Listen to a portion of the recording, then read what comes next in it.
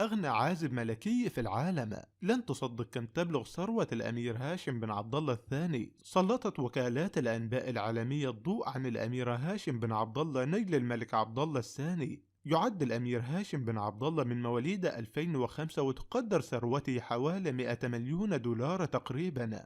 أطلقت عليه أشهر عازب ملكي في العالم، وهذه أبرز النقاط المتعلقة بثروة الأمير هاشم بن عبد الله الثاني. تقديرات غير رسمية.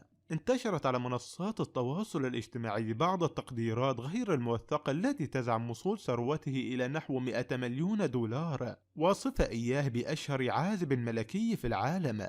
ولكن هذه الأرقام تفتقر لصدورها عن جهات مالية رسمية أو موثقة. الوضع الأكاديمي والعسكري. يركز الأمير هاشم حاليا على مسيرته العلمية والعسكرية، حيث تخرج من مدرسة كينغز أكاديمي في عام 2023 ميلاديا. يتابع دراساته الجامعية في جامعة جورج تاون بالولايات المتحدة الأمريكية، كما يحمل رتبة ملازم ثاني في القوات المسلحة الأردنية منذ عام 2021.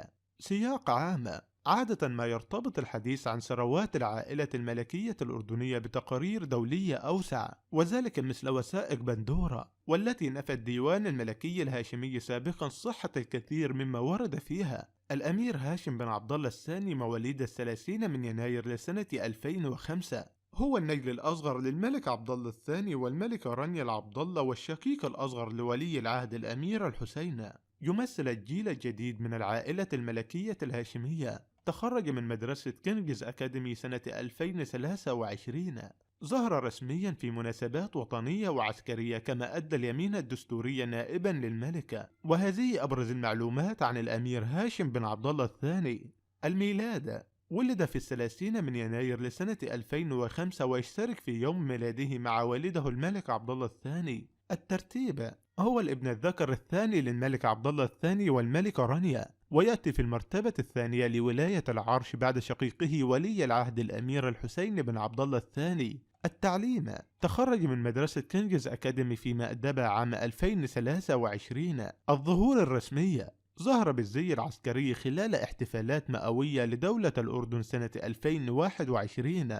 النيابة عن الملكة. أدى اليمين الدستوري نائبا للملك لأول مرة في أغسطس لسنة 2023 عند مغادرة الملك البلاد. الأسرة. هو السليل 42 للنبي محمد صلى الله عليه وسلم.